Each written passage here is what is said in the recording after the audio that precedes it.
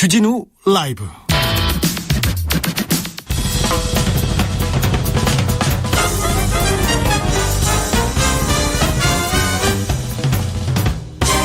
훅 인터뷰. 모두를 위한, 모두를 향한, 모두의 궁금증 훅 인터뷰. 어제 런던에서 한일 외교장관 회담이 열렸습니다.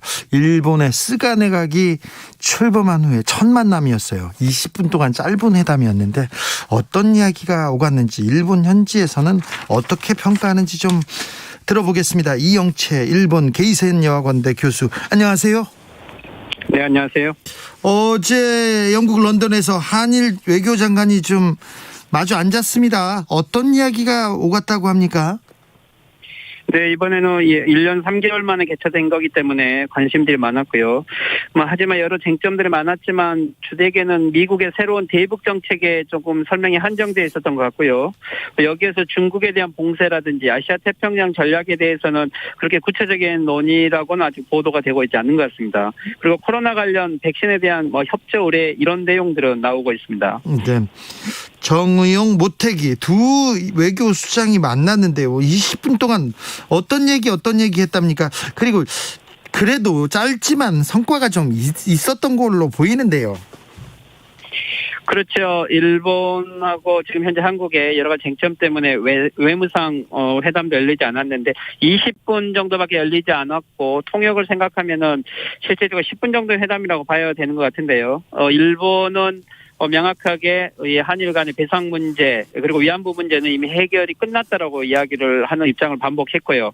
그리고 한국이 이 후쿠시마 오염수를 방류하는 것에 대한 항의에 대해서 오히려 더 일본 측이 항의하는 이러한 장면도 있었다고 일본이 보도하고 있습니다. 아니, 오염수 방류는 일본이 하는데 이걸 항의한다고 해서 오히려 성을 내요? 무슨 뭐 한 놈이 뭘 한 사람한테 성낸다고요? 실제 이것은 일본 국내용인 거죠.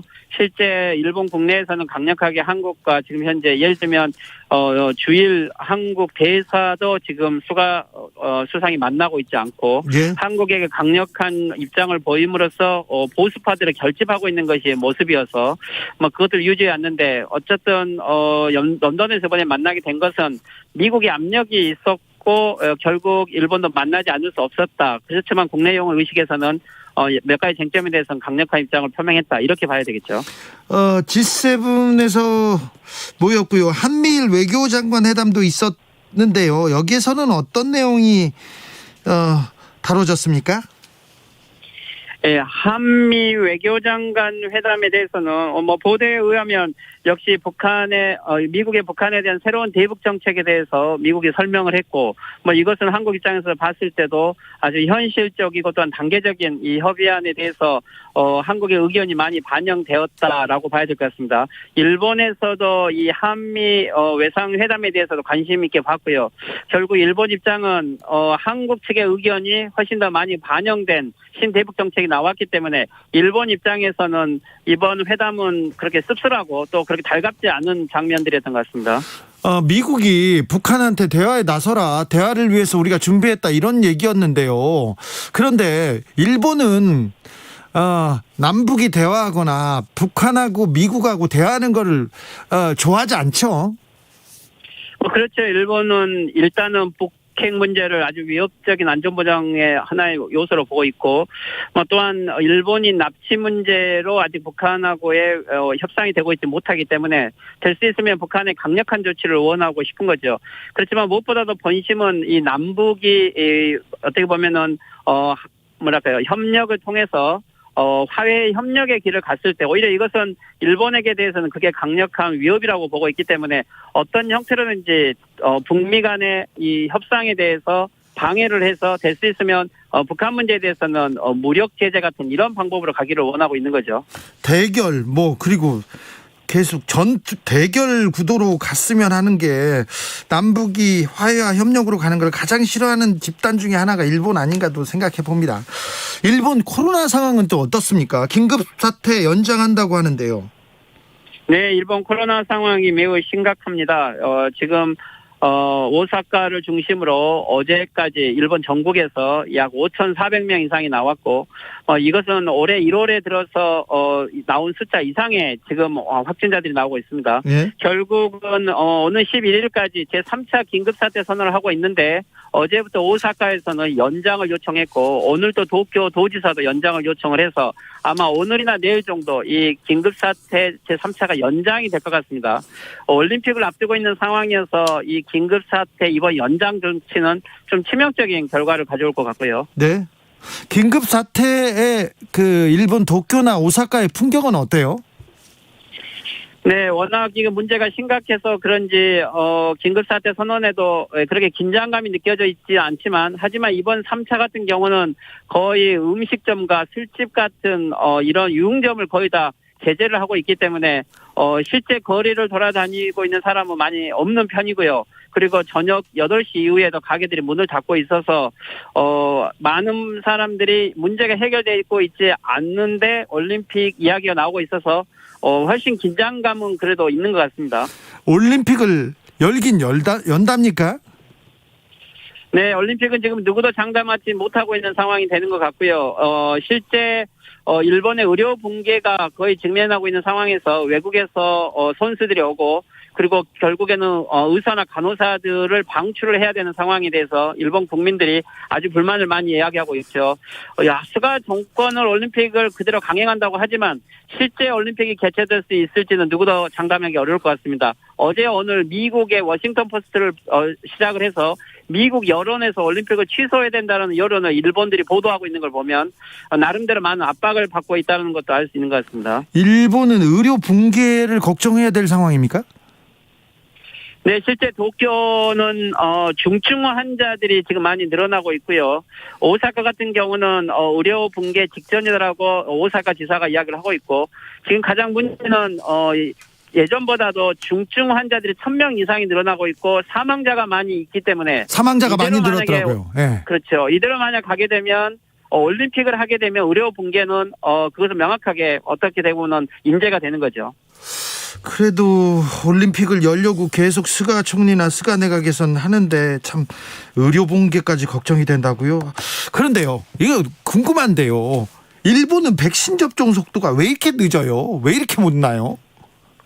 네, 여기에는 몇 가지 이유가 있는데, 일단은 백신을 확보는 빨리 했지만 일본 사회에서는 지금까지 백신에 대한 몇 가지 사고들이 있어가지고 불신이 많이 있고요. 그리고 일본의 지금 현재 의료 인프라가 아주 선진적이 되지 못했기 때문에 실제 지방에서 거의 접종을 못하고 있는 것 같습니다.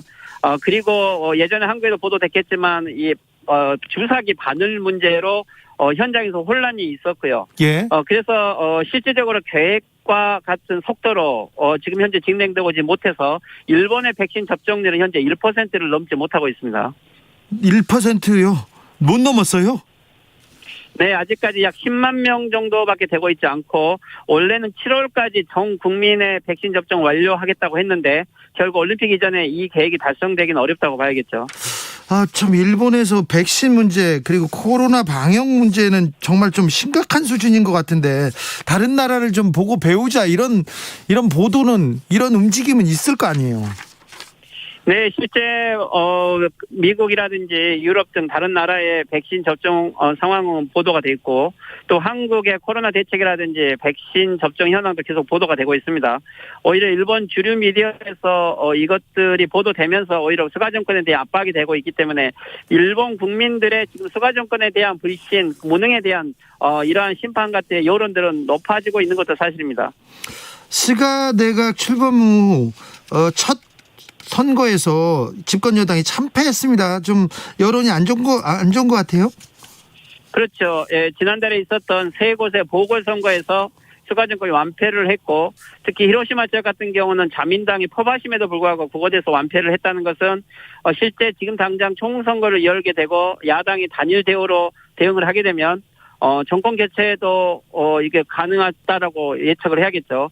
그런 의미에서 지금 현재 이 스가 정권이 내부적으로도 자민당 내에서 스가 정권을 가지고 장기적으로 가야 되는지 교체를 해야 되는지 분열의 양상도 보이고 있는 것 같습니다.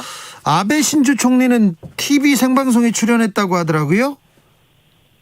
네, 아베 수상이 이번 주 월요일 날 저도 많이 출연하는 후지테레비 프라임 뉴스에서 나와서 결국 수상을 지지하는 발언을 했는데 네. 뭐 이것은 몇 가지 복합적인 이유가 있는 것 같습니다. 일단은 수가 정권이 유지돼야만 올림픽이 강행될 거라고 보고 있는 거고, 또한 아베 수상 입장에서는 수가 정권을 통해서 자기의 정치적인 기분을 좀 확보하려고 하는 것 같습니다. 네. 그렇지만 본심은 아베 수상이 다시 복귀할 가능성도 있다라고 하는 이러한 예상들도 있어서 예. 실제 수가 정권을 지지하고 있는지, 자기의 복권을 위한 정치적 발언인지, 이런 부분들은 좀 더 지켜봐야 될 것 같습니다. 아, 교수님 후지 TV에 막 출연하고 그러시는군요. 제가 몰라 뵀습니다. 일본에서 봤을 때는요. 예, 우익들의 토론 방송이긴 하지만, 한국의 여러 입장들을 대변하면서 많이 싸우고 있는 편입니다. 아, 예, 네, 훌륭하십니다. 일본에서 가장 최근에 화제가 되고 있는 한국 뉴스는 뭡니까? 어떤 한국에 대한 보도가 지금 나오고 있어요?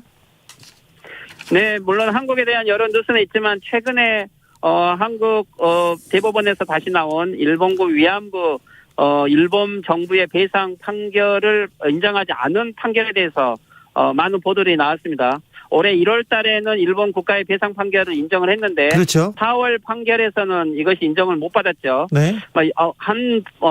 재판소에서 2개의 판결이 나온 거에 대해서 일본 정부에도 좀 혼란을 느끼지만 좀 안도하는 모습도 있는 것 같습니다.